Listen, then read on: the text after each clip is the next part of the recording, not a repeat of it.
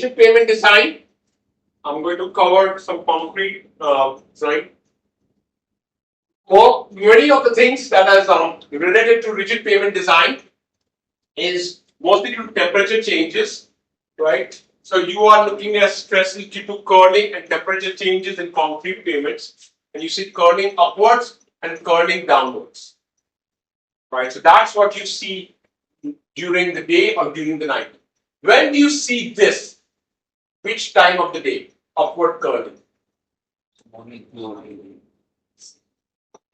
Yeah, when it's very hot in the day, it expands, right? And then the stresses that are downward curling, you see that. And that's what but this is exaggerated, right? So this is a critical problem of stresses in concrete slabs due to upward curling and downward curling.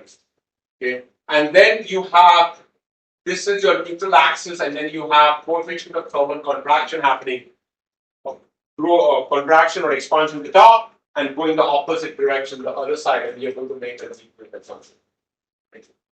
So that is stresses due to curling and temperature changes are one of the key pieces of the Winkler formation. You guys all know about Winkler formation? All of them? No? Yes.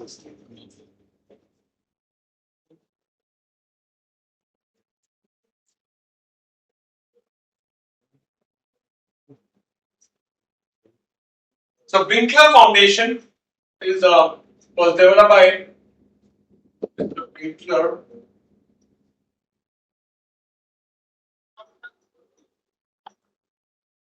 And it's a very good and innovative way of analyzing the pavement system. Right here, you have a slab, concrete slab. Now we are all in concrete domain now, right? And they model this as springs, and this is called modulus of subgrade reaction.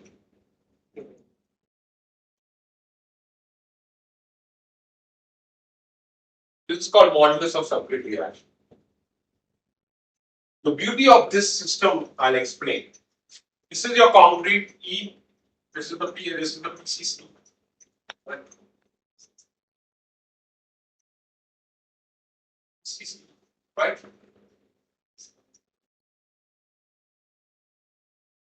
When you have upward curling, when you have cold temperatures happening in the night, the pavement will curl up. Very simple. Now, by its own weight, this slab wants to remain horizontal. It's fighting its own weight and trying to be horizontal. Alright? So what Winkler did is that to kind of visualize that this is being pulled down, he attached this with these fictitious springs. Okay? And what it is saying is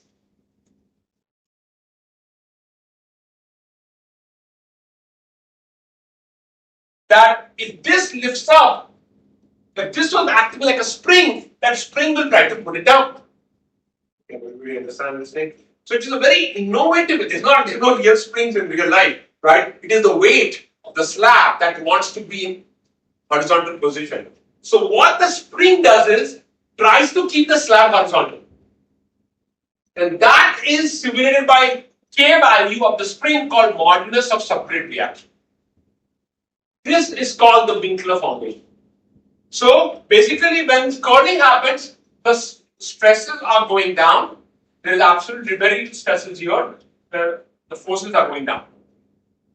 On the other hand, when you see this curling, exaggerated of course, right? And then you have this, right? And you have the springs. This is bringing it down, this is bringing it down, the weight is trying to make it happen. That's what this is there. It's a reactive pressure, right? And it is completely reactive to some slab movements, right? Does that make sense? So it is not a real thing. It's a made up number but it's a very powerful tool for payment design, rigid payment. And it's called modulus of subgrade reaction. And its units are pounds per cubic inch. That means pounds per square inch divided by inch. So it's how much delta stress per inch. Every time I deform 1 inch, how much force do I need? That's the spring that I'm looking at. Delta PSI per inch. Temperature combined stresses, rigid pavement design. Temperature stresses are high, but it's still not considered design. Joints and steel relieve that. So you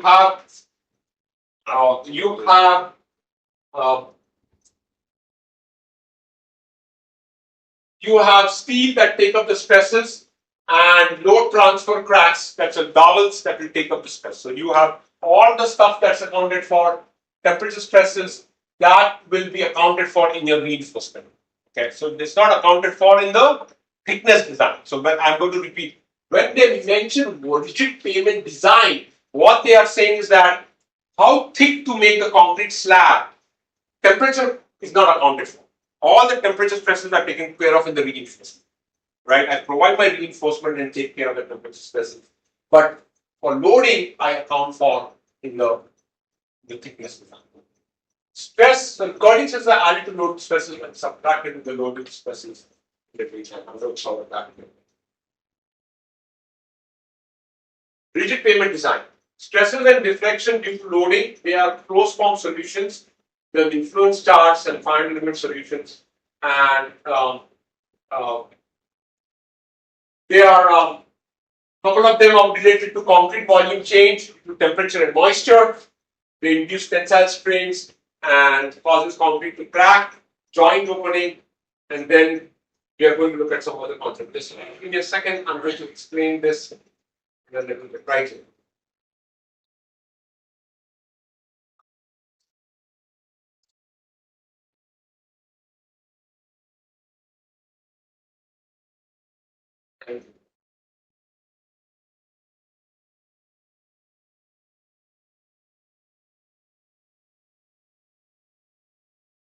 I'm going to explain some of the concept of loading and temperature.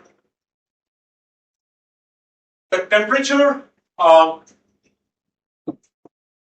loading.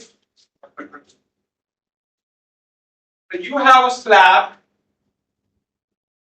okay, and you have the x direction and you have in the y direction. Okay. You have in the daytime,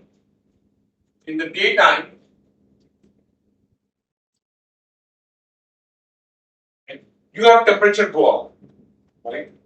This expands and this contracts. In concrete, you are mostly concerned about which stresses? Compression, right? So you are having tension here due to curling. You are seeing compression due to curling, correct? Fair enough? In the daytime. Okay. Let's look at this again, just daytime for now. Now I have traffic coming in. Okay. Now I have the load in the daytime. I'm going to make it very simple for now. I have load coming in the center in the middle of the day. Fair enough so far? So I'm going to see this happening in the daytime due to loading. Correct? So you have sigma compression due to loading and sigma tension due to loading. Correct? You tell me, is this so? In the daytime, these two are happening. So tension is getting compensated by compression and loading. Compression is getting compensated by tension and load. So your tension overall is getting reduced. Right? Compression, it can, so right now, they both in the daytime, are compensating each other. Can everybody see that? So my stresses, I'm only concerned about tension, right? Compression concrete is very, right? So now, if I were to get combined stresses at the top, right? At the top, if I look at the slab, it is sigma T curling plus sigma C loading, correct? And the other way. And this is definitely much higher. Correct? Loading is going to be much higher. Here you have sigma C curling plus sigma T loading, and of course there's going to be tension because this is way high. But at least they're not adding up. Everybody with me so far? Got it? Now let's look at this again on the other side. If I put traffic in the center, right? Let's for a second assume that this traffic is again daytime, right? And now the loading is at the edge. Everybody with me so far? Right? Now it's going to be like this. Alright. Now you have sigma T loading and sigma C loading, correct? At the edge. You got that? Now at the edge here you have tension, here you have compression. Very degrees so far. In this case at the edge, I have got two tension adding up. Now that's a critical situation. You have got two tension. Again, compression I am not worried about. You got it? Does that make sense? So you will have to add them up, and that's what you will get, a combine of this will be edge loading, correct? And the other was the center loading. And you have to do that. Does that make sense? Can you write down for me what will happen at the night at the center loading? Can you do this for me on a piece of paper at night time and center loading, and at night time and edge loading? Can you guys do the summation of compression and tension using the same logic for nighttime loading? Because we'll try same logic as this, but do it for nighttime loading, online as well as here. Can you guys try that?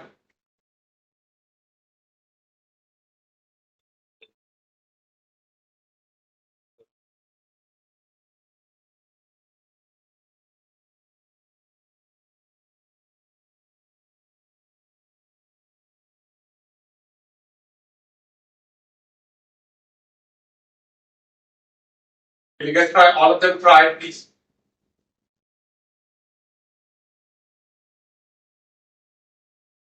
So at night time, you will see what?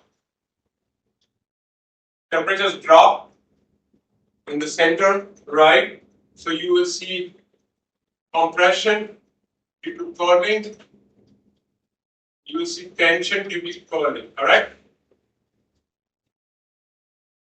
Plus, now you can add edge loading and you can add central loading and see which one is the. Can anybody tell me which combination is the most critical? Center loading will give you, yes, at the bottom it will give you more tension at the bottom, correct? Yeah, and then you will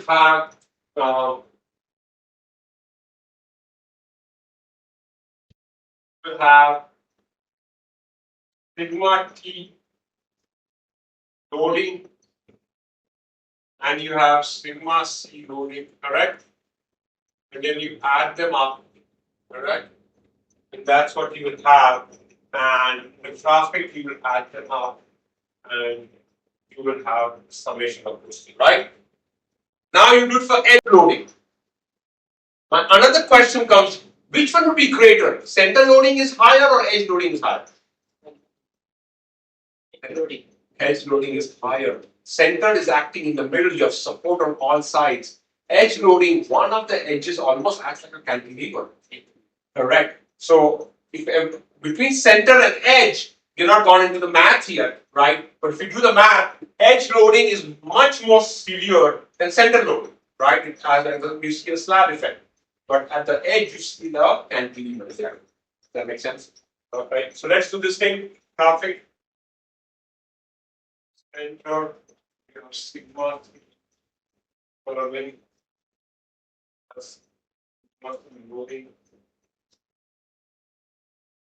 And at the bottom, you will see sigma T curling, the sigma T, right?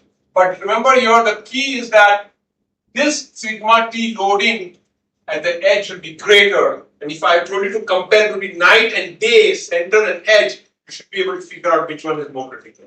And the edge will dictate where tension is additive. Does that make sense? Everybody got that? So this is very critical in understanding the combination of stresses coming.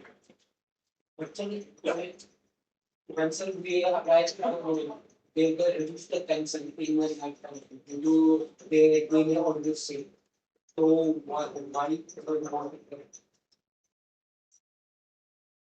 You have to explain the question again, please. Sir, like when VS and in a lifetime, they have to come into almost same because I don't think it's stick up to why people more people like simple. So the temperature is trying to keep it. So I'm trying to understand your question. You are saying in the night time, this is trying to come back down. Yes. Due to edge loading. So when you have edge loading, but due to edge loading, you have sigma T at the top, right? So you have sigma T at the top, and you have sigma C loading at the bottom. Correct?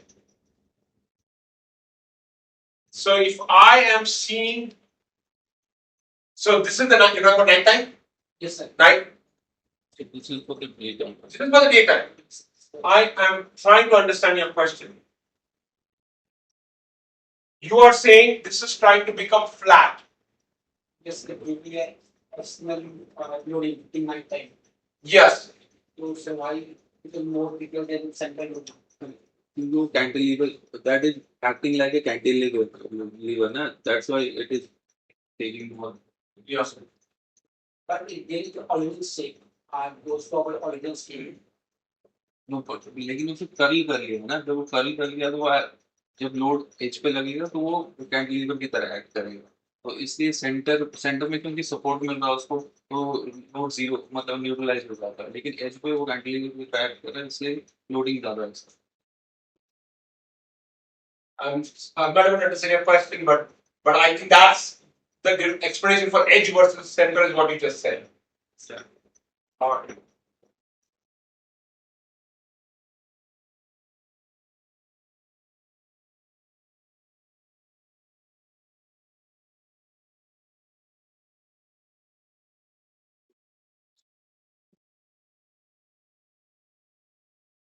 So right here, corner edge and interior loading, that's what I just explained to you, right? So your corner loading, edge loading, interior loading, and then you calculate the L is the radius of relative stiffness, K is the subgrade reaction MR over 18.8. Okay, so your calculate the radius of relative stiffness in inches, K is the modulus of subgrade reaction, modulus of elasticity, and then you have this thing is the stiffness, and you have the E of 5 million. So you guys can calculate the radius of relative stiffness.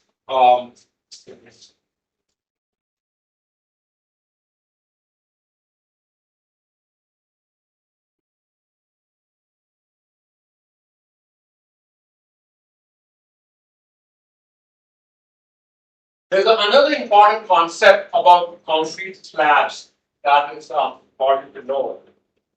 Let's look at this. Yeah.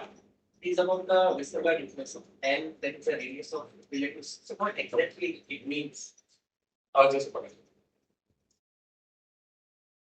Let's say if I have a slab, right?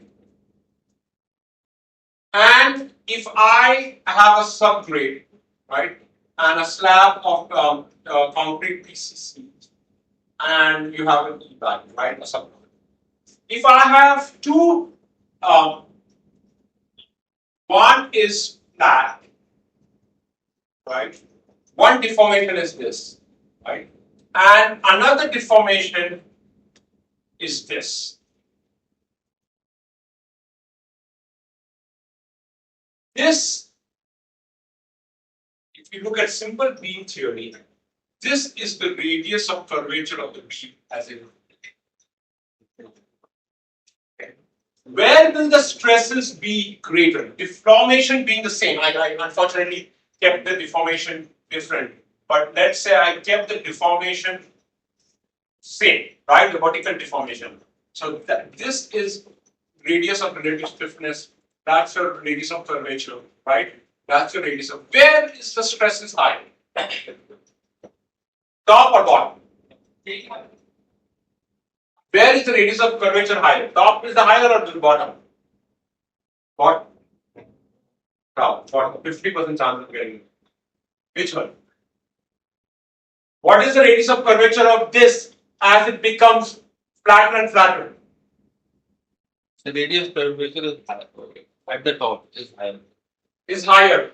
It becomes infinity of Yeah, absolutely. As it becomes flat, what is the radius of curvature? infinity. Infinite. Absolutely. So the radius of curvature is very high here. Radius of curvature is very low here.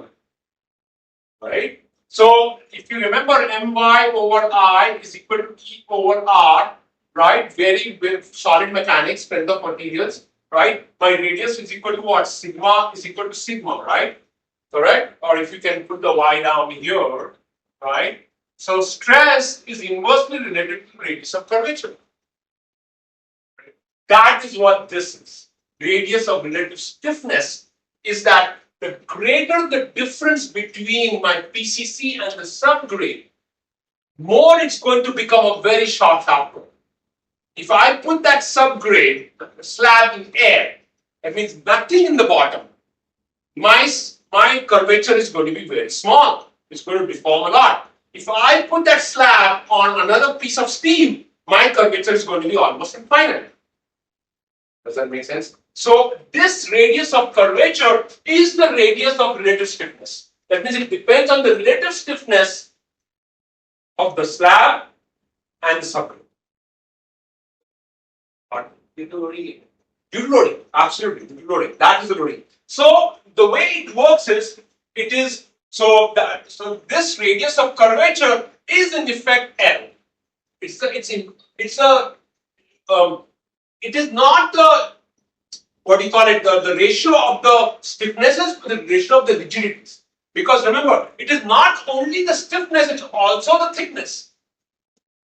Right? I could have a 2-inch slab, I could have a 12-inch slab. Correct? That will impact my radius as well. Correct? So it is not only the thick stiffness, it's also the rigidity of the top layer, and then the subgrade is the subgrade reaction. Does that make sense? So let's look at this, right? So it is done in L raised to 4. I'm just going to make that EH cube over 12 1 minus mu squared over K.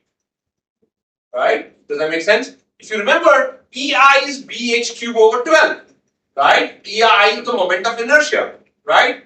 So that is where this is coming from. So this is EH cube over 12 1 minus mu squared. B is of course the width of the slab. This is per unit width of the slab. So that's the rigidity of the slab.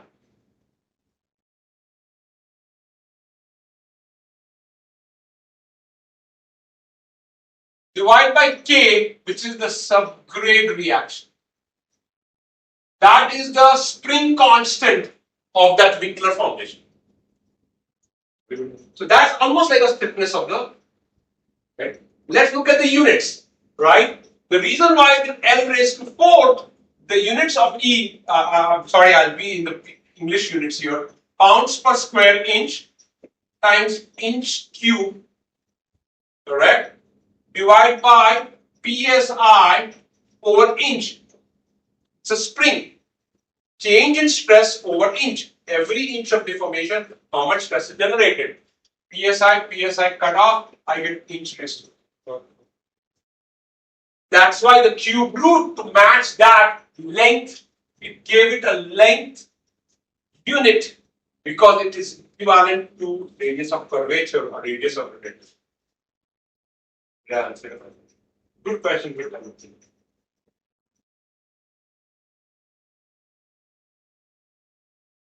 Calculate the relative stiffness of the slab thickness 8 inches. Can you guys calculate this for me?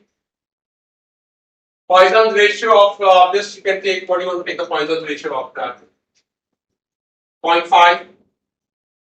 Can you calculate really quick? I want to know if you can get the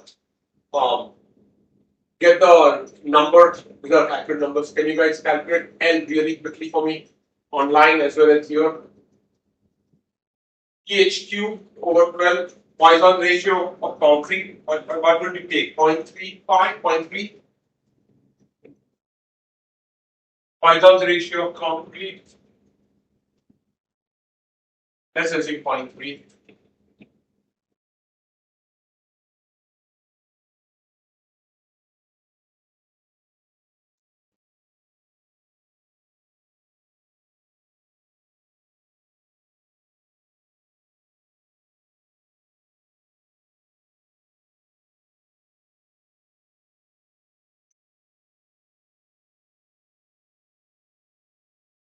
Anybody has the answer?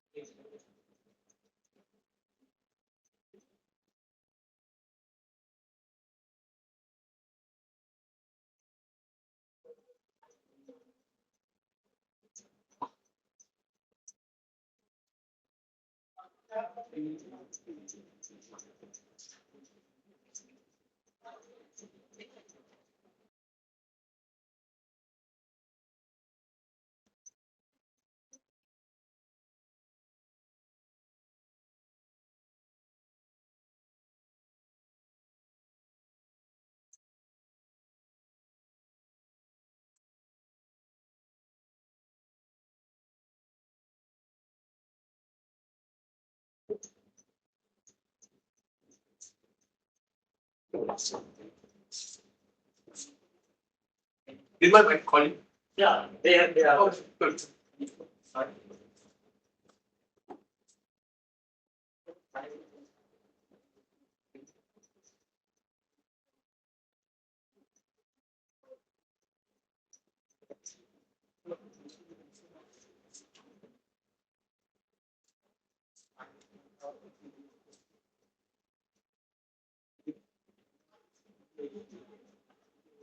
You guys have an answer? Online, anybody has an answer? In person, anybody has an answer?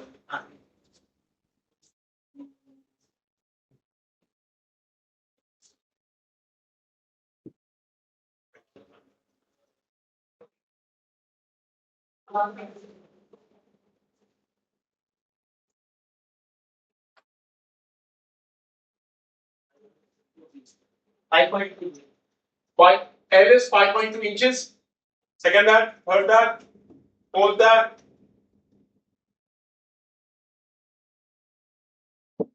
Got the units right. K is 6,000 divided by 18.8. yes. Right? And then E is 5 million. H is 8 inches.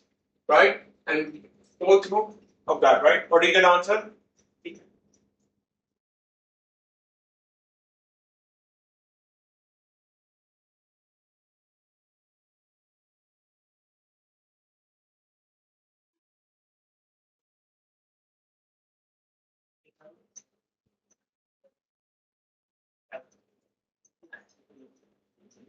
What is it? 5 inches? Give or take?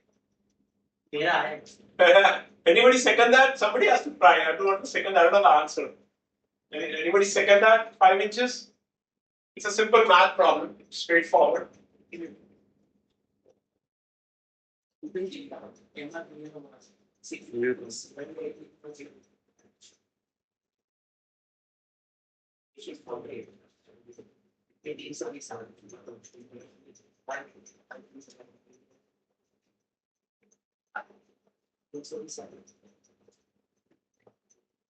And you did fourth root of that?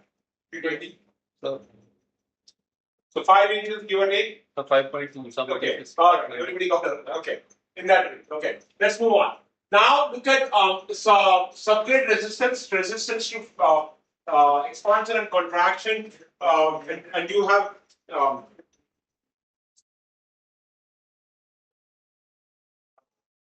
all right here a slab. A slab is on because I've got it right.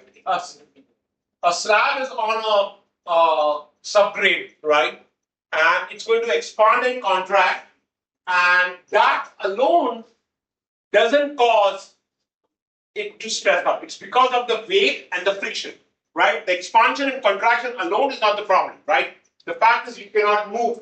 So you are looking at, because this expands and contracts under its own weight, the tensile stresses is the weight of the concrete, right? Pounds per cubic foot by the length times the coefficient of friction between the slab divided by 2, because you're looking at over half the length. That the maximum stresses are happening from the center to the edges, right? Does everybody understand that? So I always ask this question about friction. If you are standing in the middle of a frictionless ice skating rink, how would you get out? How would you get out? Completely frictionless ice skating rink, you're in the middle of this. Always the friction thing is being mindful. How would you get out? You're sliding. There's no friction. How would you get out? So if you slide, you have to have a resistance, right? You understand my question? You wouldn't be able to get in, honestly, right? So you'd have to be plopped in, right? But if you have made it in the center of a completely frictionless, I just want to digress for a second. This is a very fascinating question. How would you get out? You can't get out. So you can hold down here. So they can jump back. But you need friction to jump. If you We need a reaction to the jump, not a friction to jump, right? Yeah, exactly. Like reaction to jump, but then what? To be in the same place, right? Huh? Normally it should be based on fixed. Yeah. What would you have to do to get up? We need an experiment. How would you create a force? You can create a force. Think about it. You'll come back. Keep this in your mind. Let it trouble you. This, you can get out. Anybody? Completely frictionless. Let's go, please. Anybody's answer? Huh? Melt ice. Okay, let's look at it. Determine the maximum stress and deflection due to corner loading. Okay, this is the one. This is the corner loading right here, right? This is the right here. That's the corner loading, right? And this is where it's going to act like a cantilever. Okay, that's where the edge, the corner loading is the most severe, right? So if I were to look at this angle right here, right, it will almost act like a beam. So if I look at this, right,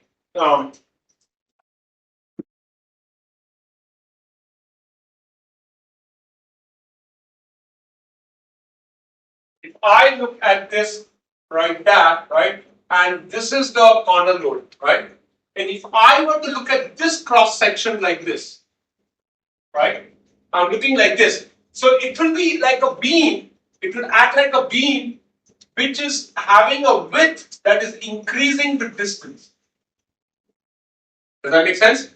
So it is almost like a cantilever beam, but then the width of the beam keeps going up, right? And if I'm applying the load, if I'm right here, it is just that the length is dependent on the width, and you have to do the calculation of cantilever stresses at the edge with the increasing width as you go away from that. Does that make sense to you? So that is what this calculation. I don't want to get into the calculations of such intense calculations. So right here, let me go back to the. So right here you have concrete slab is subjected to corner loadings, right? You have K is 100 psi. That's a modulus of subgrade reaction. H is 10 inches. That's the thickness. A is the radius of this loading. Okay. P is the load, and E of the concrete is 4 million, and Poisson's ratio is 0.15, right? And then you have corner deflection. So this again, I don't want to get into. I don't want you to plug this in, but I'm going to go back in chapter 4. Here, here. It's possible. Right.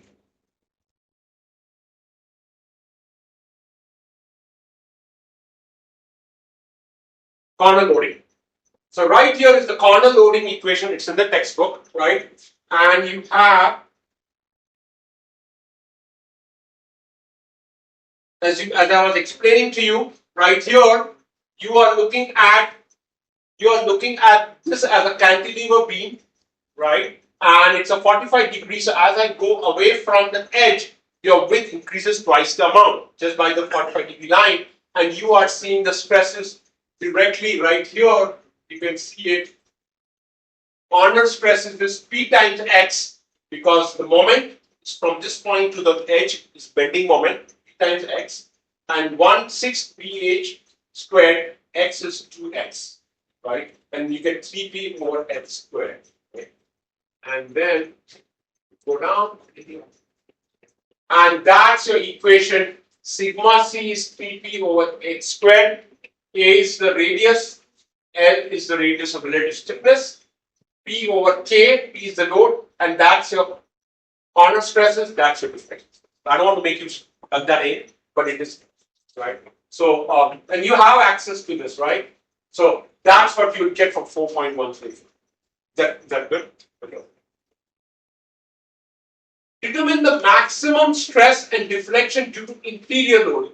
Okay, let's go back to this equation, right? Again, if I go to interior loading, that's your corner loading right there. Interior loading is this equation right there. Okay, this is developed by Westergaard, right? Under a circular loading, and these are some of the equations right there. So right there you have those equations to bank on, and that's what you get yourself. Makes sense. So remember, I did that exercise of thermal cracks and edge loading, interior loading. This is where you will get the numbers. Remember, edge loading, interior loading, corner loading. So if you were to actually do the math, you will have to do this kind of math and add them up. Does that make sense? So this is what I do in the exams for my students, that they have to add these stresses up.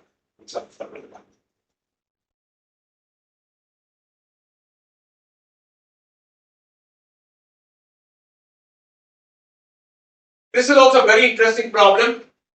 You have edge here, and let's say the vehicle is not completely on the slab. It is really half of the tire is on the slab, half the tire is off the slab. Does that make sense? So you have two conditions. Your semi-circular loading is because you don't have that on the roadway. So that's where the semi-circular loading comes. That means the truck is gone on the edge. And those numbers, I think on the off and check the edge loading. Okay. Yeah. Right here, edge loading circle, edge loading semicircle. I don't want to plug this all in.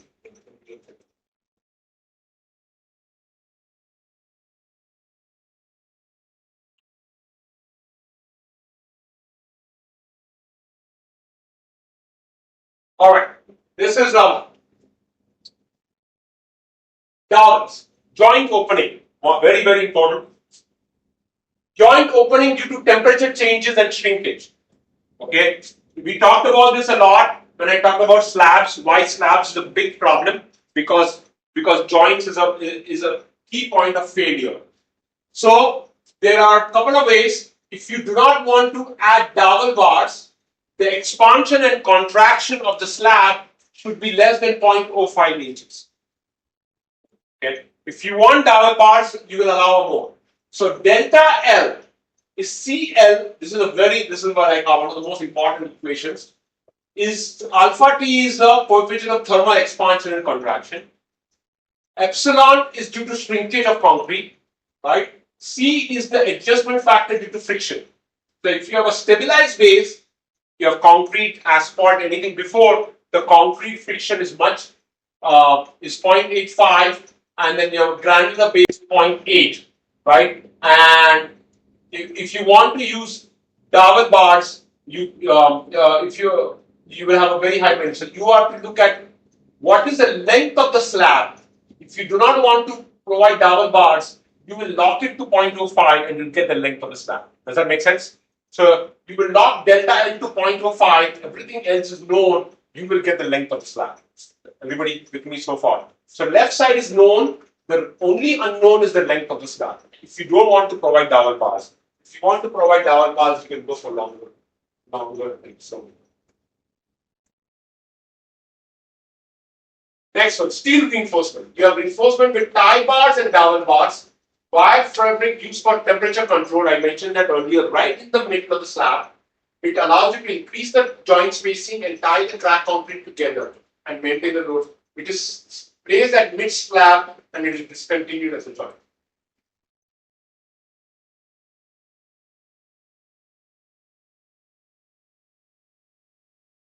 Purpose of dowels is to transfer load across a transverse joint. They are very thick, right? And then one side is smooth to allow for expansion and contraction. The other side is locked to the concrete, right? So it is there to minimize faulting and pumping, and then it will and as your dowel diameter increases, your bearing stresses reduce and faulting also reduces. Moisture induced warping stresses. If you have high shrinkage, again same thing as curling, but now due to warping, due to moisture trapping.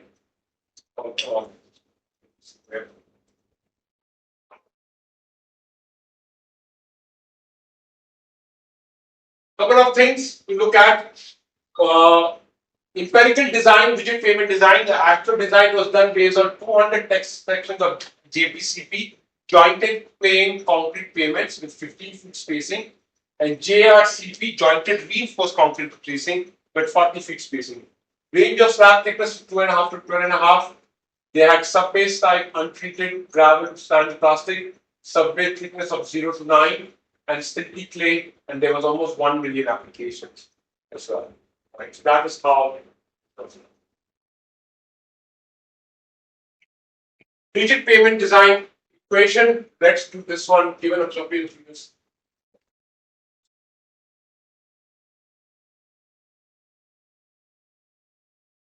All right, I'm going to.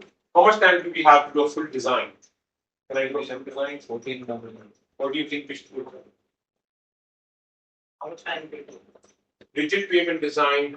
I can start with the PCA method.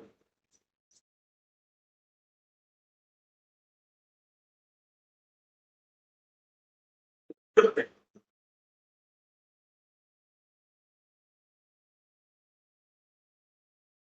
will take time. Let me try the PCA method first.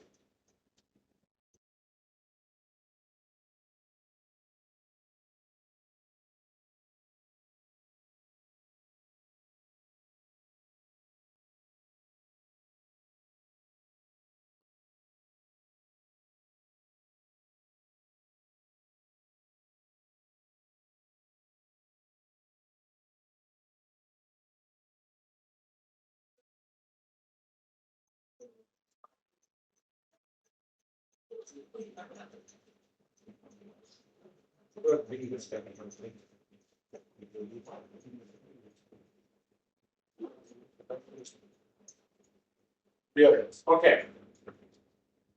If I do Astro, I can do Astro as well. Let's start with Portland cement. It's a little quicker. I might take 30 minutes cement.